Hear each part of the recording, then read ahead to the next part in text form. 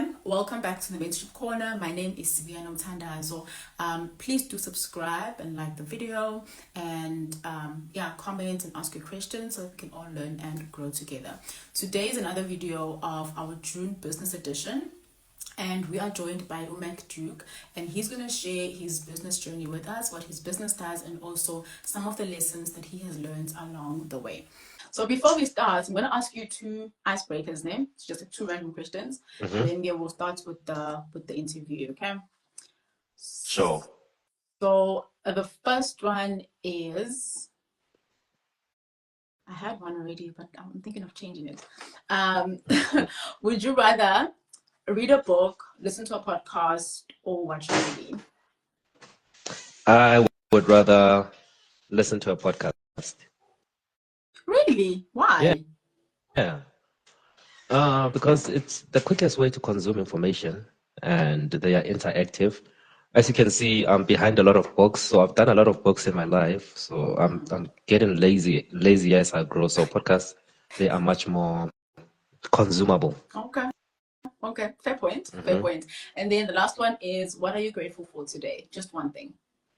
I'm grateful for life. I am Why do you grateful guys for always life. say I that? mean, Okay, choose something else, something different.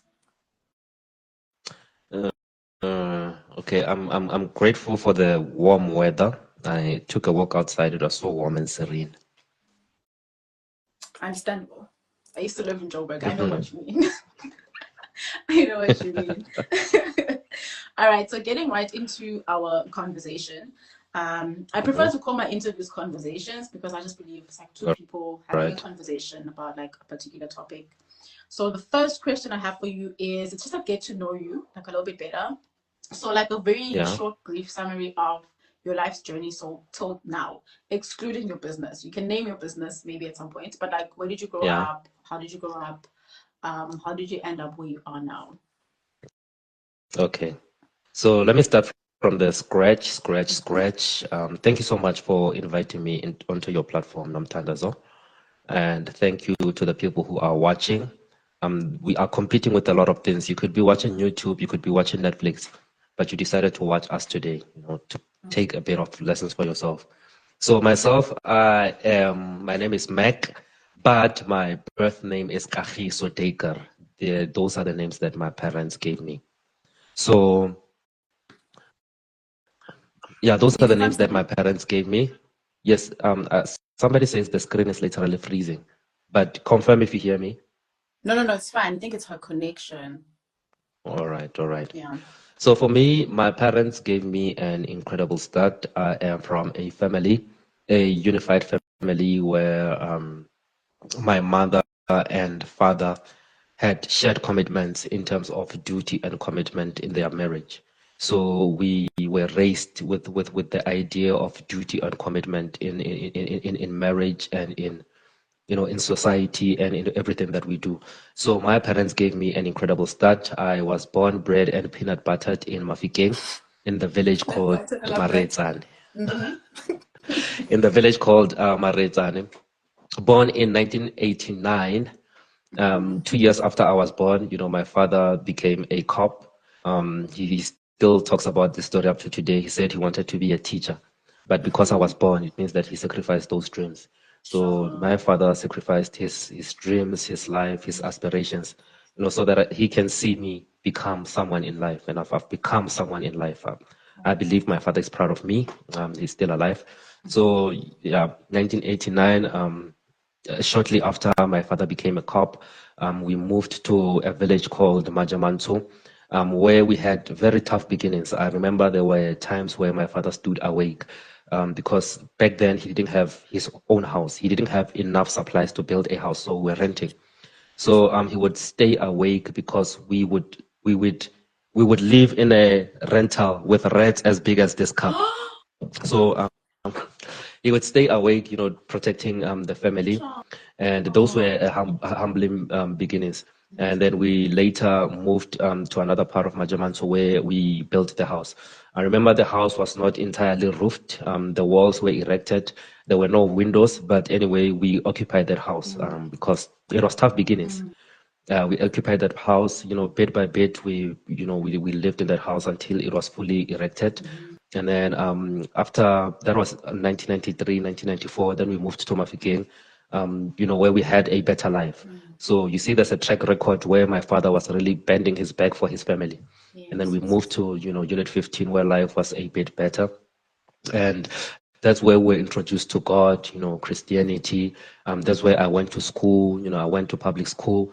Fast forward, public school, middle school, high school. Grade 9, I had the love for poetry. So I loved poetry so much. I loved writing so much. But I had a horrible handwriting. It was like when I was writing, I was fighting. So many a times I would sit on the same table with the teacher, and they would always make me write those A, B, because they couldn't see what I was, they couldn't see what I was writing. So yes, my love developed for writing, even though my handwriting was bad, but I could also, express myself. So, there was something there at a younger age. So it grew from poetry. Then I started rapping. Then from rap, we did hip hop dancing. Then from hip hop dancing, that's when I, got into a bit of business. So I've done it a lot. I've done it a lot. I've been busy. Oh. Grade 12, 2008, matriculated. 2019, took a gap year. 2010, I went to university. I went to university for the sake of going to university.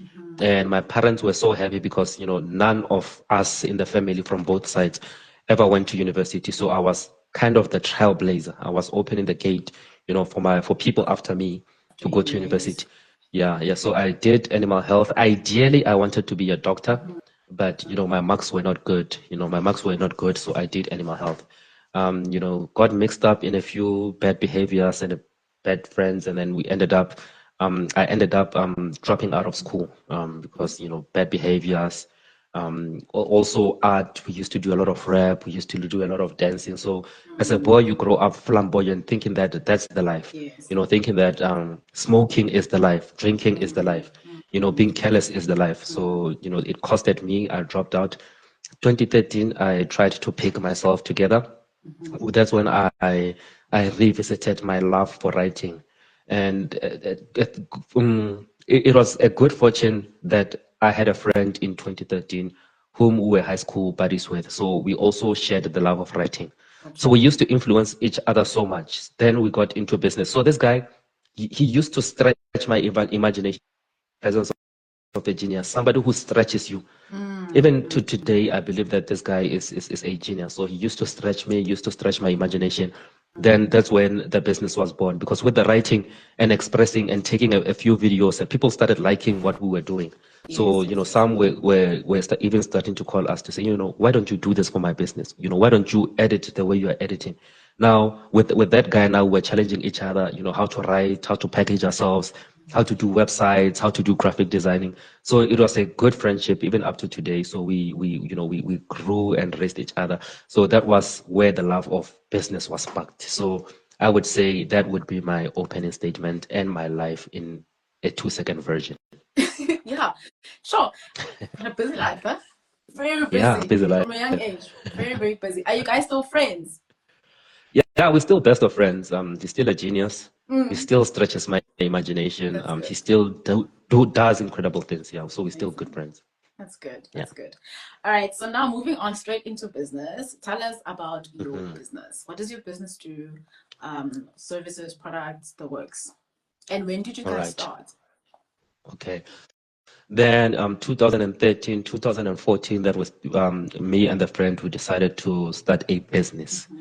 We were so good at it, we were able to sell anything. We could even sell ice in Antarctica. That's how good we were.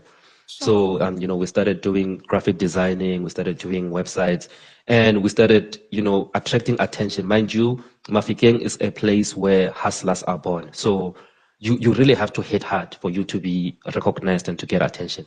So what we did is, I remember we did an event where we invited 100 people, and we didn't have the money at the time. We said, you know what, we want to start a business and we want to launch it. Therefore, we are going to do an all-white event party. We don't know where we're going to get the money, but we'll just write ourselves into the money. So that's when we did the event, I remember we invited 100 people. We had, white couches. We had all the decors. We had the speakers. We had it all. And mind you, we didn't even pay a penny. What we did is we just sold an idea to people. We sold an idea, a small business in Mafikeng that is going to revolutionize how we do marketing in Mafikeng. And, people fell in love with that idea. Fell in love with that idea. We got clients from there. And then we got one guy into the business who was even better at, designing and videography and websites, better than all of us. He got into the business and we pushed for a few months. He got angry. He left. He was doing most of the heavy lifting. Now imagine we had invited 100 people into the event. Our calls are buzzing. People want their work. We've done something. It worked. People now want the actual work. This guy who's doing the actual work is gone.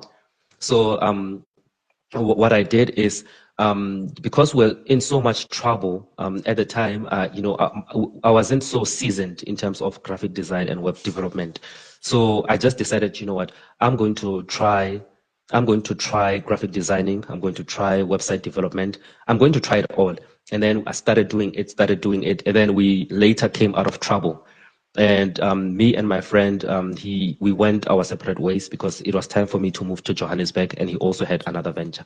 So when I came to Johannesburg, I remembered that, you know what, I can actually sell. I'm actually good at what I do. And I revisited my old dream of becoming a doctor. I said, if I start the business again, how different can I be? Because I didn't want to be a me-too product. I didn't want for everyone. I said, you know what? I had a dream to be a doctor. I'm going to help doctors because doctors are superheroes, but superheroes even need superheroes. That's where I started a marketing agency that strictly works with medical brands, medical doctors, nurses, everything in the medical industry. That's how, the business was born. It matured, from one client, then the second client, and then a bit of struggle there. The journey is bittersweet until it became what it is today. So that's how the business started. So basically, we cater marketing services for medical brands, for medical doctors, and they come in a form of podcasting. They come in a form of LinkedIn profiling. They come in a form of digital marketing. They come in a form of even a doctor having a conversation with us to say that I've got an idea. So we turn that idea into a marketable tool. So that's what the business is. The name of the business is Nepcare. Got you. And do you cater for all health professionals, not medical doctors? Yes. Okay. Yes, we cater for all health professionals and not only medical doctors, but it's predominantly medical doctors. Got you. And do you guys take clients all around? Does it have to be someone who's around Johannesburg, right? Yeah. Thanks to technology, our services are location independent. So it does not matter where you are in the world. You could be in a cave, you could be under a rock. As long as you've got internet connection, we can work with you. Yeah, good. All right. So I think you've kind of touched on this, but what inspired your why? What you went to school, inspired my why? You wanted to be a doctor, you couldn't get that. You went to school, you dropped out of school, you started this business with a friend, then you guys decided to go separate ways. What inspired why you do what you do today, like Snapcare? Okay, so what inspires what I do is I don't want to be forgotten. I also don't want my name to be an embarrassment to my sons, So as a parent, as a father, I want to create something that my lineage would be proud of. Because, when I look historically with my parents, my grandparents and great-grandparents, so it's like my great-grandfather started from the scratch. My great-grandfather started from the scratch. My grandfather started from the scratch. My father started from the scratch. I'm starting from the scratch. So I want to break that cycle. I don't want any of my sons, my daughters, or my lineage to start from the scratch. I want them to enjoy my existence because, God put me here for a reason. Yes. And also to honor the assignment that God has given me, the mission that God has given me. So, whenever I think about my life and also medically speaking, I'd make an example, and I think you can agree with me. When it comes to biology, when a man releases a semen, within that semen there are 400 million cells, 400 million cells, of sperm. And from those 400 million, it means that only one can create one human. So also the odds of becoming alive, it's so tricky. It's like God's touch. It's God's miracle. So for the fact that you are alive, it means that you've been given something. There's fire inside you. There's vision inside you. You can create. You can create something that people are going to enjoy for life. You can start something that is going to outlive you. So that's my why. Whenever I think about my life, whenever I think about I'm the chosen one, whenever I think that I'll never exist again and there are people that are going to come after me, it kind of fuels my ambition. Got you. No, I understand. That's quite deep. You got all philosophical, but you philosophical down there. But that is so true because I feel like I love Wuti, you're not referencing material. Yeah. And you're referencing building something that outlives your existence and something that benefits the next generation. That can be materialistic because it could be financially, but it could also be your reputation. Your kids could just, all they have to say is say, my dad was Matt Duke. And people are like, whoa, what do you need? You get what I mean? So that's pretty cool. That's really cool. Our next question is how do you stay on top of your game, like with everything that's happening? So you're in the marketing industry, and that space right now is just like crazy with social media, content marketing, the different platforms that are coming up, artificial intelligence. How do you stay like up on top of your game, like to make sure that your clients are getting the best service that you could possibly give them? Yeah. Let's start with one of the favorite scriptures that I like from the Bible. It says, "My people suffer because of lack of knowledge," meaning that where there is lack of knowledge, there is suffering. And if you don't, where there is lack I of feel like knowledge, there is people need suffering. to understand because people buy books and they don't read them. They pay for tickets to events and they don't take notes, And they or don't they take notes from events and they don't apply the knowledge. So for me, it's that, that hunger for knowledge, staying on top of the game, and also staying on top of the game and, forging ahead. It means that you have to look yourself from within. Because it's not you versus them, it's you versus you, because this life has been given to you. Nobody else can solve your problems except for you. So, the better path to a fulfilling and enjoyable future is you. So for me, I understand that it all depends with me. Whether I fail or succeed, it's me. It does not matter if the economy goes up. It does not matter if the economy goes down. I still have to put that responsibility on myself. So for me, staying ahead, keeping up in the marketplace, I have to invest in myself because I understand that my business cannot grow beyond me. Even if I have team members, I can't take eagles. I can't take ducks to eagle school. My team is as good as me. My business is as good as me. The quality that my clients get, they are getting from me. So I have to continuously invest in myself. Investing in myself through personal development, through reading books, through these conversations, through talking to people. So we constantly have to feed ourselves the knowledge.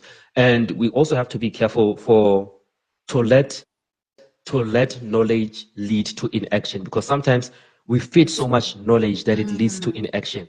So for me, what I do is, even though I have 100 books on my shelf, I don't read books to finish books. I would rather read one paragraph to implement. I would rather listen to a podcast for 5 to 15 minutes so that I can implement. So it's also in the implementation of the knowledge. It's also in the understanding of the knowledge. It's also in the trial and error. But most importantly, everything starts and ends with you. So if you don't move, nothing won't move. If you don't change, nothing won't change. Even in like no now the economy are thriving in the same economic scarcity that we are complaining about, meaning that it's not about the economy, it's about your philosophy. So you have to have a personal philosophy. You have to invest in yourself. You have to respect yourself. Like you have to respect yourself almost close to God, almost close to God, because you matter. You matter. Your opinion matter, your ideas matter. You've been given this life, so you have to invest in yourself. You have to have a good philosophy despite of everything that is going on. And with AI, you continuously need to improve yourself and to understand that, knowledge has a table life of 2 years. Everything that you know today is going to rot in the next 2 years. ChatGPT 3 years ago, it's not the same ChatGPT today. We use it differently. So we need to get into the knowledge, study, practice, and preach. Study, practice, and preach. I love that. Got you. All right. Moving on to the fun part. I think I'll actually gonna leave this for last. Let's start with this one. I know Uti at wellness, mental health, emotional health, financial health is very important for business. If you did, how did you prepare yourself mentally to start the business? If you did not, what advice would you give someone out there to prepare? So, okay, fine, these are the things that you can kind of do to make sure by the time you start your business, you are mentally well and also able to cope with the challenges that comes with being an entrepreneur and being in business. Yeah. That one is so unpredictable. It's so unpredictable. So you can never fully prepare yourself. There's no manual. There's no definitive step-by-step process where you get things right. You just have to do trial and error. So my advice is if you're not cut out for business, don't do it. It's a cutthroat industry. It'll stretch you, it'll abuse you, you'll go hungry. It'll cost you your friends, it'll cost you your family. Your family will think that you are crazy. Why aren't you getting a job? Look at this guy with this fancy English. Why can't he be on radio? So people will kind of misunderstand you. I'm there. You see? There, deep. And anyways, go back. Yeah, so people will come with that. So it'll cost you a lot. It'll cost you a lot. Even money. It'll cost you money that you don't have. Sometimes you'll literally go hungry. There's nothing in the fridge. The depression that comes with it, and it's just so intense. But it's a necessary evil because these are the ingredients that makes champions. So if you don't want to be a champion, if you want a soft life, 9 to 5, you get stability there, and it's still okay. You can live that. Don't let motivational speakers invade you or invade your judgment to say, no, leave your job, leave your 9 to 5. No. Be in your job, respect yourself. If you're not cut for entrepreneurship, you're not cut for entrepreneurship, especially if you are desperate for money, because the worst time to start a business is when you are desperate for money. Because when you are desperate for money, you never make good judgment because you're thinking with your stomach. So you have to understand that it's going to be tough. It's going to be tough. You're going to get a lot of punches. You're going to get a lot of rejection, not rejection from clients, rejection from friends, from family. You're going to feel the rejection. It's going to be almost tangible. So you need to prepare yourself for that. But if you have the vision, the passion, the drive, and you can go through that pain, that's the type of stuff that makes champions. That's true. I love what you said about don't do it when you're desperate, because you're going to be thinking about your stomach and you're going to make a lot of lousy mistakes that you are not going to make if you were thinking like more wisely. Yeah. I thought I was and then I started and I was like and then it slapped you a couple of times. It's like, what was I preparing? And then the guy's like, what was I preparing? Sure. Yeah, no, I feel you. And so far, how has it been for you? It's been such a learning curve. Like I realized that when you start a business, there's a lot of unlearning that you have to do, especially in terms of like your beliefs of running a business, because when you're in it, it's different. You can read a book about it. You can, memorize. Like, there's no manual. You can have all the steps that someone followed, but that's not going to work for your business. It's not going to work for your personality. It's not going to work for you. So it's been a lot of unlearning, a lot of relearning. But more than anything, it's also like showed me people that are there for you for the long run, because I have people who just don't understand why I don't have time, people who don't understand why I don't have money to go out, and then I've got people who are like, what do you need? do you need an assistant today? I'm gonna come in. You know, like, what do you need? Do you need someone to just drive you home because today you're having a stressful day? Do you need food? You know, so Yeah. it's been a lot of unlearning and a lot of relearning. So many I can things.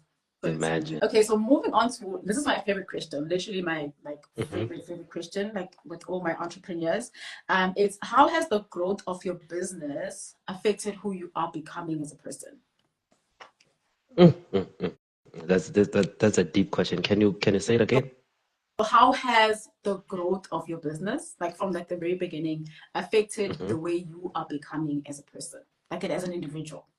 So how has Yeah. getting more clients, getting more money, crushing your Yeah. goals, messing up certain things, picking yourself up, you know, being knocked down and getting up again, how has Yeah. that like affected who you are becoming as a person? Because what I've learned is that when you start a business, you kind of have to let go of that 9 to 5 mentality and that 9 to 5 Mm-hmm. person that you were before, and you kind of have to True. now become the, because running a business like 24/7.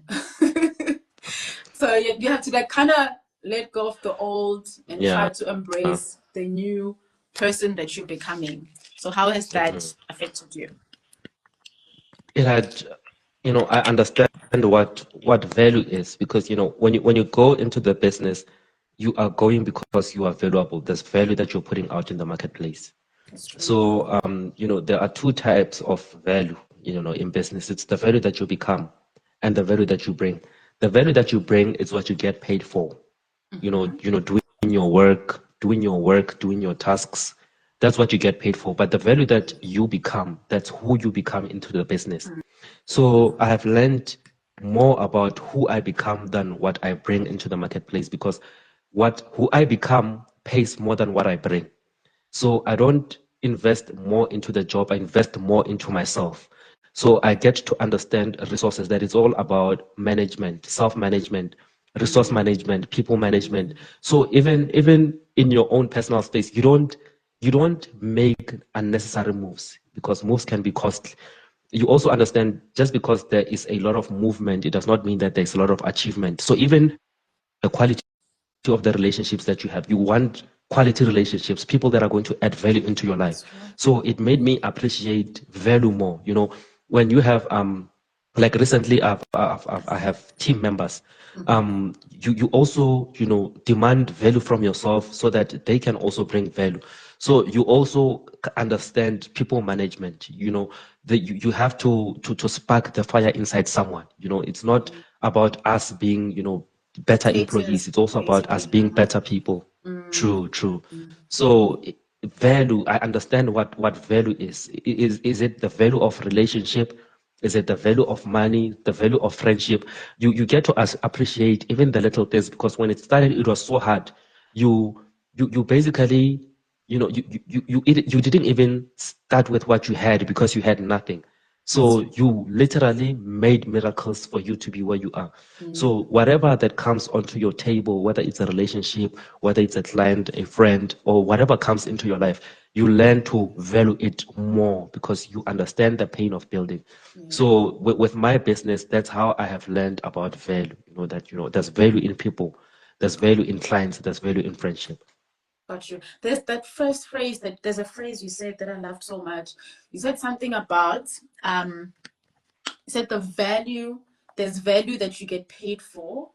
And then what was And the then other there's value that you one? become, And then there's the value value that that you you become. become. Yes. So Mm, the value you get paid for is the work that you put out there that your clients pay you for. mhm. Then the value that you True. become is the better version of yourself that you grow to Uh, become as you True. grow. Yes. I love that. I love that. Because I feel like a lot of people think personal development is like it's overrated because everyone is talking about it. But I don't think they like understand the power of personal development if used True. correctly. It can be such a powerful tool. It can be such a very True, powerful tool. true, true. I mean, people go to jobs, to be paid, but nobody goes to a job to start a career, or nobody goes to a job to be the best version of themselves. That's So so true, indeed, there's so much in personal development that it's like a wasted opportunity. We leave it there. It gathers dust instead of gathering value and opportunities in our exactly. lives. That's true. That's true. Like, it makes me think about my career. When I started in optometry, I started off as a graduate, and what I did was I tried to work in as many practices as I could, different environments, working with different clientele, to a point where I was able to build up to get paid almost close to someone who was like had like about 10, 15 years experience. Mm, Whereas I only had like 3, 4, 5 years. I literally have 5 years experience now. But when I left my mm, job, I was getting paid close to someone who was like had 10 to 15 years of working experience. And that speaks to value. You must go to work and build a true. career, do your personal development and add value. Then when I go for an interview, it's not a matter of I'm negotiating because of like I studied optometry and, but it's because I've grown in optometry and so I can Mm, charge you more compared to mm, someone who's just been an optometrist. true, true, true. Yes, Oh, that's yes. brilliant. Let me look for something. I wanna look for something. While I ask you the last question. Did you get that? I like Yeah, man. Yeah, man. that song. That's pretty cool. That's second and last question is Mm-hmm. how did but I feel like this one you kind of answered already. It's like how did you Yeah. fund your business? How did I fund my Yeah. business? Did you ever apply for funding or anything like that? Or Oh, was it yeah. always like self-funded? Okay. There was a time, I'm gonna show you something. Mm-hmm. It's from 2017. I still have it. Can you read Oh, that? okay, wait. Okay, so we don't need money. We need better store. Oh, you need to take a picture of that. Wow. So I've had this since 2017. It says we don't need money, we need a better strategy. So I used to think that I need money for, to start a business, but an Mm, entrepreneur does not need money to start a business. Whenever you need money to start a business, you are in the wrong business. We have, because our main business activity is to solve problems. If you want to start a computer business, you don't have the money to start a computer business, but you can develop, selling skills so that you can sell computers for somebody else. You raise the money, then you start the business. So for yes, me, yes. firstly, it was about funding because we used to attend a lot of funding conventions, NYDA, we registered, for a lot of grants that we never got. But you get to understand that nobody's there, nobody's coming to save you. Nobody's going to give you that business that you want. And Yes. investors, they don't fund ideas, they fund practical businesses Mm, that have, a financial history and the numbers make sense. So what I did is I understood that my clients are like assets that grow in value. So if I can find clients and serve them so well that they build my business on my behalf. So I didn't have funding. I just found people who built my business on my behalf. And I have to tell you that I wow. charge premium premium services. So because I understand who I am, I understand my value. When somebody calls me, they're not calling somebody because they want a quick solution. I don't answer, consultations that says, can you do it for a cheaper price? No, I understand exactly who I am. I understand the quality and the value that I bring. So Mm, whenever a client comes into my door, I see this client. This client is an asset. They're gonna grow in value. They're gonna grow with me. I'm gonna grow with them, and they're gonna build my business on my behalf. So for me, with that realization and that experience, I realized that no, it's not about money, but funding is important. But you don't start business with funding. You start business by solving a problem. yes. You know, So you were still discussing in Dabaye funding was like you had learned how to make your customers pay for your funding, but you were like towards yes. the end of it. All right, all right. And then yeah, I was still saying that, it's about the client, it's not about the funding. It's about, finding a specific problem and then you fix it because customers don't care if your business has funding. They don't care what methods you use to deliver your work. If I do a website for a customer, they don't care if I did it on a brick or on a chalkboard or if I just did it on the ground. They just want You just a want the website. result. So if you can, Mm, yeah, yeah. So if you can deliver, if you can think, you always have to think. If we always have to have the knowledge of if this, then this. If I don't get funding, then I'll do this. If this takes time, then I'll do. We should always have a shortcut or to start to think business about starting almost immediately, because sometimes with funding you wait, and sometimes you will wait so much that even the second coming can meet you while you're still waiting and running for after proposals, putting up business plans. Even business plans don't work because no business fails on paper. So you'll be running around funding, business plans, proposals. These things don't work. You just need to solve a problem, and then over time, that's when you start looking for funding and these business plans. Gotcha. All right. So we've kind of reached the end. I want to know this is my last question, literally the last question. What does your normal work day look like? Like on a random day? If it's just a fair lapse on a Tuesday, what does it look like for you? All right. Okay. I wake up, brush my teeth, and then I go for a walk. There's a park nearby. I'm gonna, chill there for like an hour or so. While I'm chilling, I'm putting on my headset, and then my team will be on a meeting. So I'll just be facilitating, and then I walk back home. I take a bath.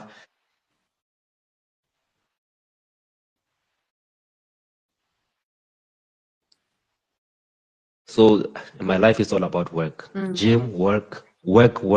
I meet clients. I'm always, on calls, with different customers. I come back to the gym. I cook, and then I eat. I don't watch movies. I don't watch Netflix, and then I go back to the work. I'm always zoned in. I'm always zoned in. How do you stay so disciplined? Switch over.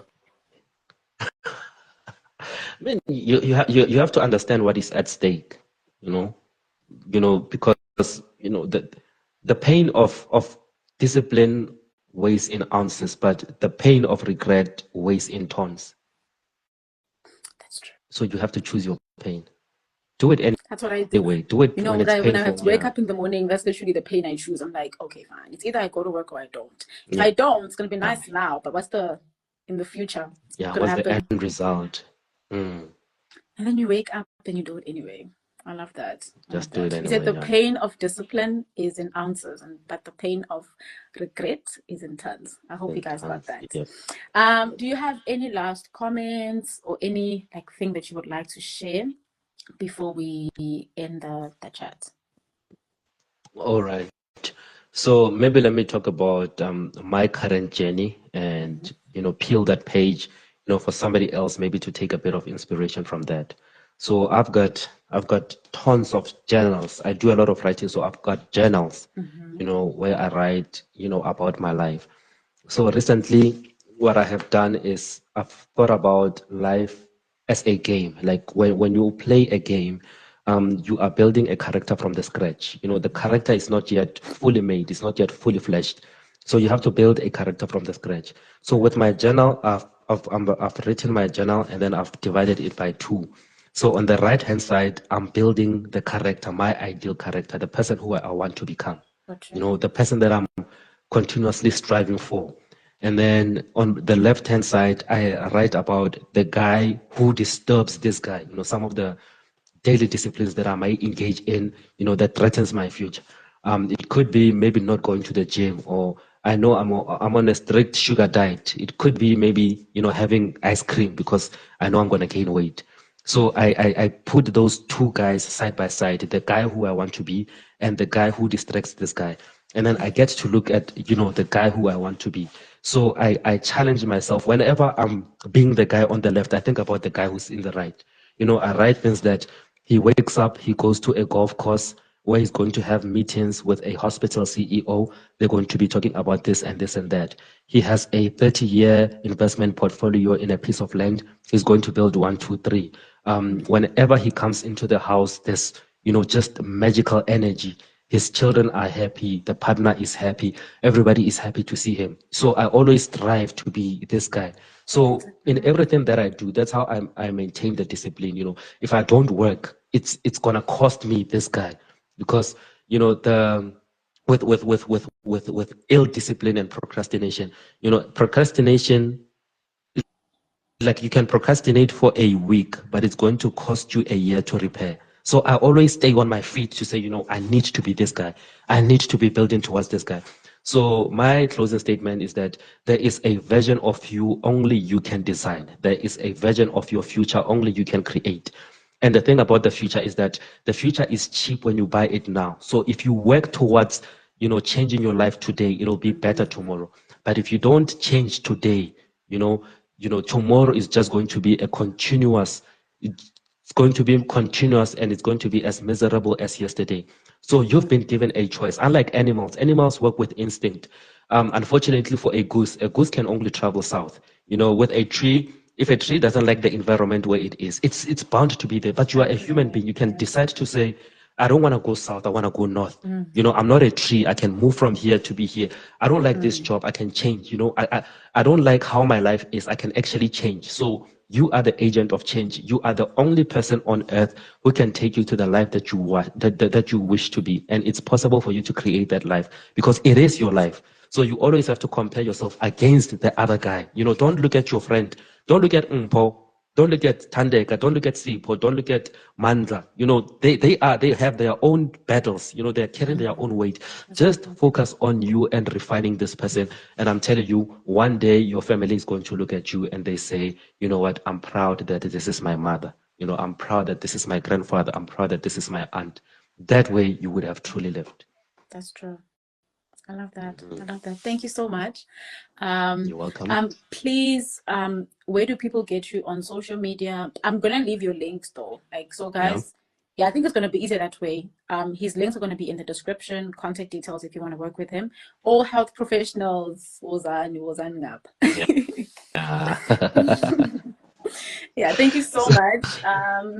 So enjoy the rest of your evening, and Thank you. Thank you so much for inviting me onto your platform. I appreciate it. Awesome. Amen.